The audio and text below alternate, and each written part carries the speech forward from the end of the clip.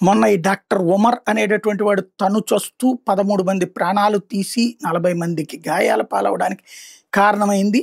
తబ్లిగీ జమాత్ మసీద్ ఏదైతే ఎర్రకోట దగ్గరలో ఉందో ఆ మసీద్ దగ్గరకొచ్చి దాదాపు ఒక పావుగంట స్పెండ్ చేసి, ఆ పైన అక్కడ తన పార్క్ చేసినటువంటి కారుని తీసుకొనొచ్చి స్లోగా మూవ్ చేసుకుంటూ ఉన్నట్టుండి ఆ సిగ్నల్ లైట్ల దగ్గరలో స్పీడ్ పెంచుకొని, అక్కడ పేలుడుకి పాల్పడి తను చస్తూ 13 మంది ప్రాణాలు పోవడానికి కారణమైనటువంటి సందర్భంలో వాస్తవంగా ఎర్రకోటకి నిరంతరం ట్రాఫిక్ ఉంటది. నేను 2, 3 సార్లు వెళ్ళాను.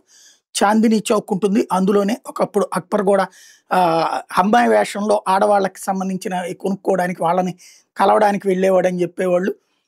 వాస్తవంగా చాందినీ చౌక్ అప్పట్లో ఓన్లీ మహిళల కోసం. మహిళలు మాత్రమే అక్కడ, మగవాళ్ళకి నిషేధం. అలాంటి ప్లేస్ అనమాట. ఇప్పుడు అందరూ గూడా ఉంటది. ఆ రోజులు రాజుల కాలంలో చక్కగా లేడీస్ ఏం కొనుక్కోవాలనుకున్నా మన దగ్గర ఇక్కడ రూ. 100 కనబడేటటువంటి గొలుసు అక్కడ రూ. 10కి వస్తాయి. ఇక్కడ రూ. 1000 మన దగ్గర ఉన్నటువంటి రోల్డ్ గోల్డ్ షాపులో దొరికేది అక్కడ చాలా చీప్‌గా వస్తదనమాట. అందుకని చాలామంది అక్కడ ఖచ్చితంగా వెళ్తుంటారు చాందినీ చౌక్‌కి. చాలా సరదాగా, అందంగా ఉంటది. ప్లస్ అక్కడ తినటానికి అయి గూడా ఉంటుంటాయి. చాలా చక్కగా ఉంటది ఆ అట్మాస్ఫియర్.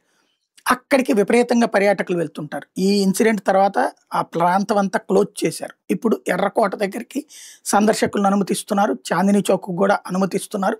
తాజాగా ఈ ఫోరెన్సిక్ ఇయన్నీ పూర్తయిపోయిన తర్వాత రోడ్డు మాత్రం కొంత డ్యామేజ్ అయ్యింది.